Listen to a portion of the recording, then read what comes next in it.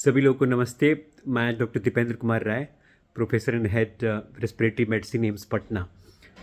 आप लोगों ने देखा होगा न्यूज़ के थ्रू या पेपर के थ्रू एक वायरल इन्फेक्शन के बारे में काफ़ी चर्चा हो रही है और पैनिक का माहौल बना हुआ है। वायरस का नाम है HMPV। सो इसका फुल फॉर्म है ह्यूमन मेटानिमो वायरस। ये वायरस सबसे पहले बता दूं कि ये नॉर्मल जो रेस्पिरेटरी वायरस है, जो कि स्पेशली विंटर के सीजन में उससे इन्फेक्शन का रेट ज़्यादा होता है। जैसे फ्लू वायरस आप सभी लोगों ने नाम सुना होगा, उसमें इन्फ्लुएंजा, रेस्पिरेटरी सिंसिल वायरस या और भी वायरस आते हैं, राइनो वायरस।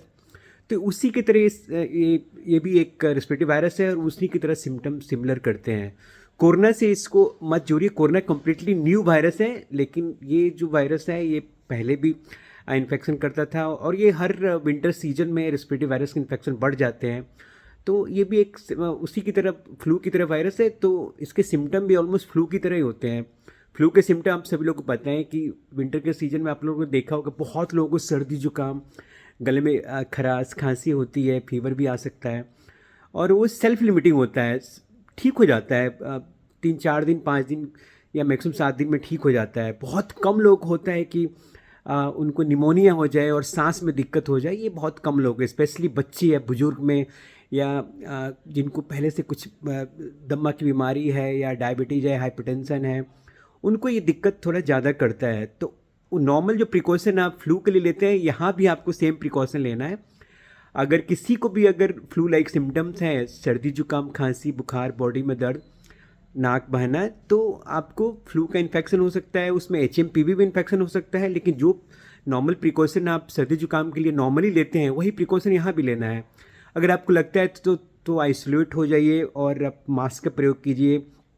ऐसे वैसे कहीं भी खांसिए या थूकिए मत, या आप हैंकी का यूज कीजिए जब भी आप खांस रहे हैं, या जब भी आप छींक रहे हैं तो हैंकी का प्रयोग कीजिए, सो दैट कि इन्फेक्शन दूसरे में फैले नहीं। रेस्ट कीजिए, अपने को हाइड्रेट रखिए। इसमें कोई एंटीबायोटिक का रोल नहीं है। सिंपल आपको पैरासीटामोल अगर बुखार है तो ले सकते हैं या दर्द है तो, और अपने को हाइड्रेट करके रखिए, आइसोलेट करके रखिए। ज़्यादा टाइम में 5-6 दिन में ठीक ही हो जाएगा, तो कोई पैनिक होने की ज़रूरत नहीं है।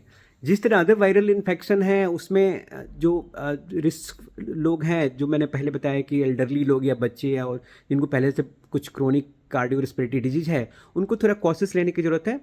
और उसमें अगर सांस की दिक्कत होने लगती है या बहुत थकान होने लगती है, तब आप डॉक्टर्स कंसल्ट कीजिए, जाके दिखाइए। और टेस्ट भी आपको कराने की ज़रूरत नहीं है कि ऐसा नहीं है कि आपको जिसको सर्दी जुकाम हो गया इस अब सीज़न में और ये पैनिक का माहौल है, तो आप पता कीजिए कि कहाँ पे टेस्ट हो रहा है, हम टेस्ट कराएंगे। टेस्ट कराने की ज़रूरत नहीं है अनलेस कि आप बहुत से सांस फूलने लगे या ऑक्सीजन कम होने लगे, एकदम फैटिग होने लगे, तब आपको जाके डॉक्टर को दिखाना है। और अगर एडमिट करते हैं तो उस केसेस में आपको टेस्ट कराने की ज़रूरत है, अदरवाइज आपको नहीं कराने की ज़रूरत है। और कोई एक्स्ट्रा प्रिकॉशन नहीं लेना है। आप सीजनल जो फ्लू की तरह सिम्टम होते हैं, इसमें भी वही सिम्टम आएंगे और कोरोना से तो एकदम अलग है। हाँ, एक चीज़ है कि इसका वैक्सीन नहीं है। हमें फ्लू का भी वैक्सीन है, कोरोना का वैक्सीन है और इसका वैक्सीन नहीं है। लेकिन ये बहुत ही हाई रिस्क ग्रुप जो है, उन्हीं को थोड़ा सा सीवियर इन्फेक्शन कर सकता है, जिसमें कि पेशेंट रेस्पिरेटरी फेलियर में चला जाए और ऑक्सीजन की जरूरत पड़ेगा। लेकिन ये अनकॉमन है, तो पैनिक होने की एकदम ज़रूरत नहीं है आप लोगों को। But you need to be careful, just like कि अदर्स जो आप फ्लू वाले प्रिकॉशन लेते हैं, आपको यहाँ भी प्रिकॉशन लेना है। तो मैं तो यही कहूँगा कि आपको पैनिक होने की ज़रूरत नहीं है। स्पेशली आप भीड़ भाड़ एरिया में जाते हैं तो वहाँ पे थोड़ा सा आप अवॉइड कीजिए। और अगर किसी को सिम्टम ऐसा है तो उसको एडवाइस कीजिए कि वो आइसोलेट हो। So thank you so much. मुझे लगता है कि कुछ तो आप लोगों को एक जानकारी मिली होगी मेरी इस बातों से। बस मेरा यही रिक्वेस्ट है कि आपको कोई पैनिक होने की ज़रूरत नहीं है और घबराने की ज़रूरत नहीं है। Thank you so much.